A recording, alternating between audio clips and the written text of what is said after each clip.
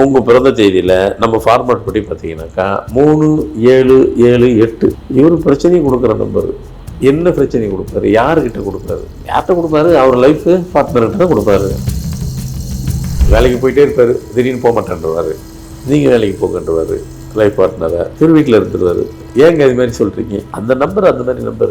மனித வர்க்கத்தை இறைவன் படைக்கும் போகும்போதே பிரச்சனைகளை கொடுக்கத்தான் போகிறார், கொடுத்து தான் இருக்கிறார். அத்தனை மனிதனும் அதை சந்தித்து அதை சால்வ் பண்ணிட்டு தான் வராங்க. நம்ம வாழ்கிற வாழ்க்கையில் பிரச்சனையை தான் நம்ம அதிகம் எதிர்கொண்டிருக்கிறோம். ஆனால் என்னை பொறுத்த வரைக்கும் நான் சொல்ல வந்தது என்னென்னா, நாம் வளரலாம், ஆனால் நாம் வளரும் போகும்போதே பிரச்சனையும் நம்ம கேரி பண்ணிட்டு வளரக்கூடாது. ஒருத்துக்கு ஒரு பிரச்சனை இருக்குது. 3778 அவருக்கு பண பிரச்சனை, 3161 இந்த குடும்ப பிரச்சனை, 7828 வாழ்கிறதே பிரச்சனை.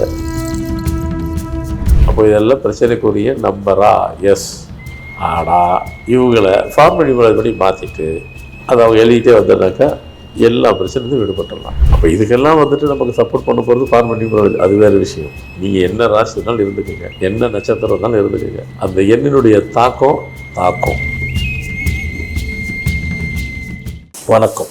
ஃபார்மேட் நியூமராலஜி உங்கள் மகன் தனசேகர் ராஜா உங்களுடன் வழக்கம் போல் புது தகவலை கொடுக்க போகிறேன். என்ன கொடுக்க போகிறோம் அப்படி என்றால், மனித வர்க்கத்தை இறைவன் படைக்கும் போகும்போதே பிரச்சனைகளை கொடுக்கத்தான் போகிறார், கொடுத்து தான் இருக்கிறார். அத்தனை மனிதனும் அதை சந்தித்து அதை சால்வ் பண்ணிட்டு தான் வராங்க. இதில் பிரச்சனைங்கிறது சின்னது பெருசு அப்படிலாம் கிடையாது. இன்னும் சில பிரச்சனை உடனே தீர்ந்துடும், சிலது உடனே தீராது. இன்னும் சில பிரச்சனை முளையிலே கிள்ளே விட்டுருவோம். சிலது உடனே அடித்து சுக்குநூறாக உடைக்கணும். சில பிரச்சனையை ஆரம்பத்தில் வளர விட்டிங்கன்னா அதுதான் பெரிய தலைவலி. இப்படி நம்மிடம் 1008 பிரச்சனைகள் இருக்குது. நாம் வாழ்கிற வாழ்க்கையில் பிரச்சனையை தான் நம்ம அதிகம் எதிர்கொண்டிருக்கிறோம்.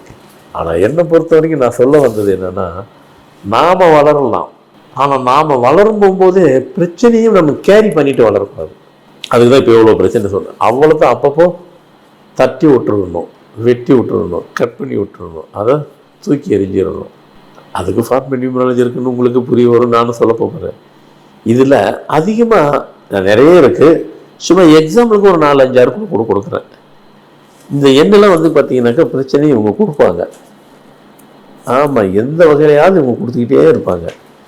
அந்த மாதிரி எண்ணெய் எதுங்க அப்படின்னு பார்த்தாக்கா, உங்கள் பிறந்த தேதியில் நம்ம ஃபார்மேட் படி பார்த்தீங்கன்னாக்கா 3778.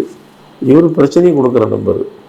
என்ன பிரச்சனை கொடுப்பாரு, யாருக்கிட்ட கொடுப்பாரு, யார்கிட்ட கொடுப்பாரு, அவர் லைஃப் பார்ட்னர்கிட்ட தான் கொடுப்பாரு. கண்டிப்பாக கொடுப்பாரு. வேலைக்கு போயிட்டே இருப்பார், திடீர்னு போக மாட்டேன்றவார். நீங்கள் வேலைக்கு போகன்றவார் லைஃப் பார்ட்னரை, திரு வீட்டில் இருந்துருவார். ஏங்க இது மாதிரி சொல்கிறீங்க? அந்த நம்பர் அந்த மாதிரி நம்பரு. அப்புறம் அவர் லைஃப் பார்ட்னர் தான் வேலைக்கு போகணும், இவர் வீட்டிலே இருப்பார். எத்தனை வருஷம் தெரியாது.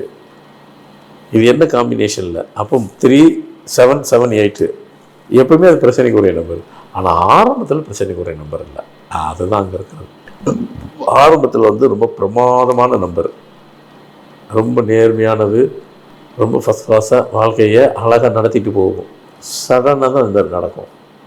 சடனாக தான் எப்போங்க? 32.5 வயசு இல்லைன்னா 37.5 வயசு கட்டாயம் அப்போதுலேருந்து ஸ்டார்ட் ஆகிரும். ஏங்க அதுதாங்க மிடில் ஏஜ். கரெக்டு தான், அப்போவே ஸ்டார்ட் பண்ணிடும். அது சில பேருக்கு வேணால் 40 வயசில் கூட 42 வயசு அப்படி போவோம். எனக்கோ பிரச்சனைக்குரிய நம்பர் தானே, எப்போ ஸ்டார்ட் ஆகுதுங்கிறது ஓகே. அடுத்து ஃபார்மேட் இப்படி 4757. இது திடீர்னு புகழை கொடுக்கும், திடீர்னு பணத்தை அள்ளி கொடுக்கும், திடீர்னு அதான் சொல்லணும், புகழையும் அள்ளி கொடுக்கும், பணத்தையும் அள்ளி கொடுக்கும். அவர் எல்லாத்துக்கும் தெரிய வரும், நல்லா சரியான உயரத்துக்கு போவார். அப்படி தொம்முன்னு போட்டுருவாங்க. அப்படி இருக்கும்போது லைஃப் பார்ட்னருக்கு கஷ்டமாக தானே இருக்கும். லைஃப் பார்ட்னரு கஷ்டமாக தானே இருக்கும்.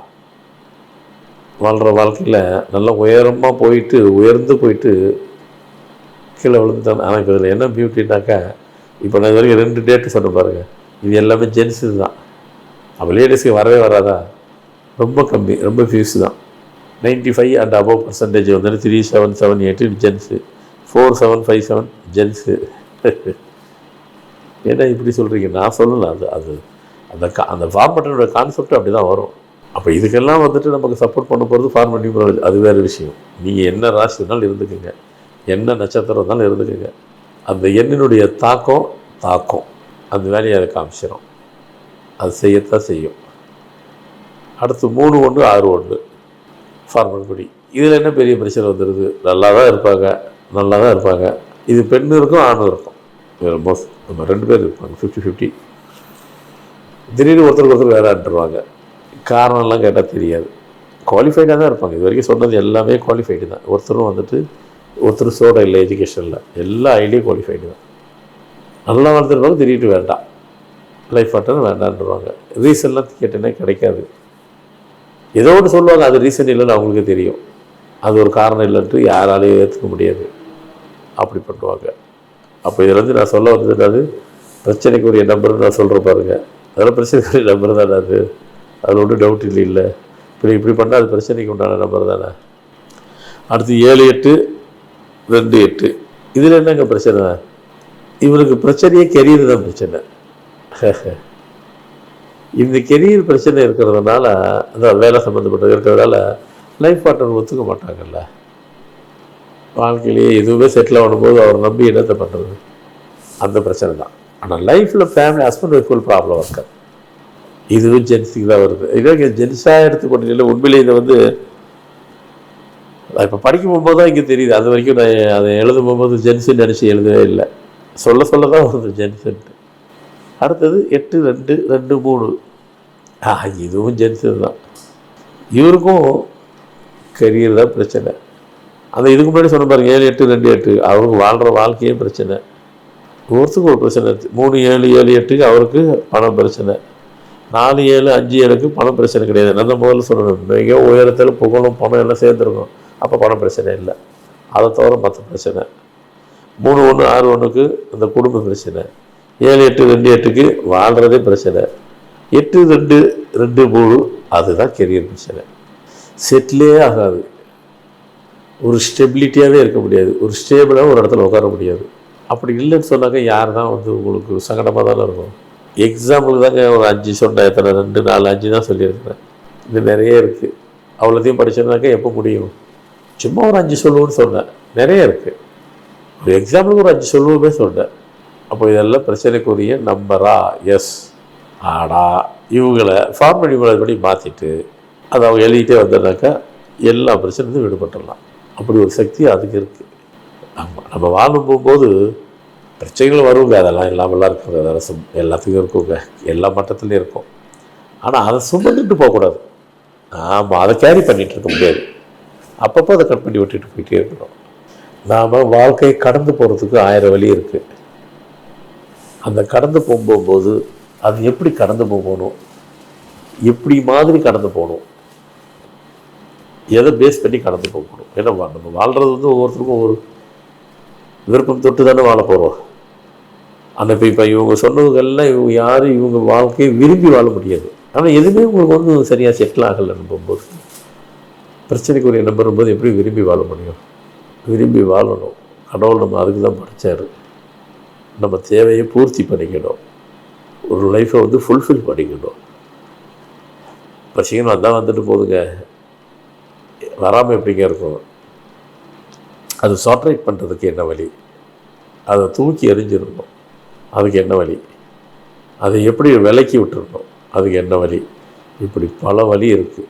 எந்த வழியாக இருந்தாலும் சரி, உங்களை விட்டு அதை விலக்கி வச்சுட்டு உங்களை தலை நிமிர்ந்து வைக்கிறதுக்கு ஒரே வழி ஃபார்மல் நியூமராலஜி பேரை எழுதணும்.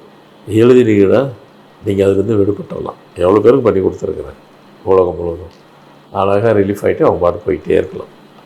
ஒரு பிரச்சனையும் கிடையாது. அதுக்கு என்ன பண்ணுறது? எழுதுனா எழுதிட்டு போகிறோம். சாப்பிட்றோம்ல டெய்லி அன்றாடம். அதே மாதிரி எழுதுறது சாப்பிட்றது. படிக்கும்போது எவ்வளோ படித்தோம். இன்றைக்கி உலகமே பார்த்திங்கன்னா ஏன் எல்லாம் நிறைய பேருக்கு ஸ்ட்ரெஸ்ஸு, ஏன் ஒரே டென்ஷனோடு இருக்காங்க, ஏன் இரிட்டேஷனோடு இருக்கிறாங்கன்னு ஒரே காரணம் தான். வேறு உலகம் ஃபுல்லாக அந்த ஒரு காரணம் என்ன அப்படின்னா, படிக்கிற நேரத்தை எல்லாத்தையும் குறைச்சிட்டாங்க. ஒரு புக்கு ரீடிங்கே யாருக்கும் இல்லை. இந்த புக்கு ரீடிங் எதுக்கு தெரியுங்களா? நம்மளை பேஷன்ஸாக வச்சுருக்கோம். வெளிநாட்டில் நான் போகிறேன். பட்டு அதை பிரமிப்பாக இருக்கும். என்ன பிரமிப்பாக இருக்குன்னாக்கா, ஃப்ளைட்டில் கிளம்பும்போது ஒரு வெள்ளைக்காரங்க எல்லாருமே சரி, ஒரு வெள்ளைக்காரலாம் இல்லை. நீங்கள் ஃப்ளைட்டில் ஏறி உட்காந்துட்டு லாங் ஜேர்னிக்கெலாம் இதுக்குள்ளே ஒரு புக்கு, இவ்வளோ பெரிய புக்கு எடுத்துருவாங்க, அப்படியே திறப்பாங்க, இந்த பக்கம் திரும்ப மாட்டாங்க. இங்கே ஏறி எப்படி கரெக்டாக முடிப்பாங்கன்னு தெரியல. எந்த இப்போ லண்டன் போகிறாங்கன்னா லண்டன் போய் முடிக்கும் போது அதை முடிச்சிடுவாங்க, அந்த புக்கை கரெக்டாக முடிச்சிடுவாங்க, ஜென்ஸும் சரி லேடிஸ் சரி. அப்போ நீங்கள் அந்த மாதிரி புக்கு எடுத்து போய் படிப்பீங்களா? எனக்கு வேலை இருக்குல்ல, ஆராய்ச்சி பண்ணுறது, எந்த நோட்ஸ் எடுப்பேன். ஆமாம், பின்ன எங்களுக்கு அப்போ தானே ஃப்ரீ, ஃபோன் பேச முடியாது. அப்போ இந்த நோட்ஸ் எடுத்துகிட்டு எழுதிட்டே இருக்க, பேரா பேப்பர் எல்லாம் வச்சுக்கிட்டு நோட்ஸ் தானே, நிறைய நோட்ஸ் இருக்கும், எழுதிட்டு போயிட்டே இருப்பேன். அது பிரச்சனை இல்லை சொல்கிறேன். அப்போ இந்த புக்கு ரீடிங்கிறது நம்மக்கிட்ட யாருக்குமே இல்லை, குறைஞ்சி போச்சுலாம் சொல்ல மாட்டேன் நான். அப்படி ஒரு ஹேபிட்டே போயிடுச்சு. புக்கு ரீடிங்கு திருப்பி நமக்கு எல்லாத்துக்கும் என்றைக்கு ஸ்டார்ட் ஆகுதோ வரும், எல்லாமே திருப்பி வரும். அப்போ பேஷன்ஸ் வந்துடும், பொறுமை வந்துடும். அப்போ நமக்குள்ளே இப்போ இந்த பொறுமை வரும்போது இந்த டென்ஷன் வராது, இரிட்டேஷன் வராது, சாஃப்டாக போயிடுவோம். நம்மக்கிட்ட அந்த பதட்டம் இருக்காது. எல்லாத்துக்கிட்டும் இன்றைக்கி அது இருக்குது. கமிட்மெண்ட்டுன்ற ஒரே காரணத்துக்காக எல்லோரும் செய்கிறோம், அப்படிலாம் கிடையாது. ஏங்க செய்கிறது செய்தாங்க போகிறோம். சேம் டைமு நாம் படிக்கிற அந்த ரீடிங் ஹேபிட் நம்மக்கிட்ட இல்லாததுனால தான் உலகம் ஃபுல்லாகவே அப்படி இருக்குது. ரீடிங் ஹேபிட்டை திருப்பி எல்லோரும் வளர்த்துக்குங்க, நம்ம சாஃப்டாகிடுவோம். எனக்கும் இப்போ நான் கொடுக்கப்பட்ட தகவல் எல்லாருக்கும் பயனுள்ளதாக இருக்கணும்னு நம்புகிறேன். மீண்டும் புது நிகழ்ச்சியில் புது தகவல் உங்கள் சந்திக்க வருகிறேன். நன்றி, வணக்கம்.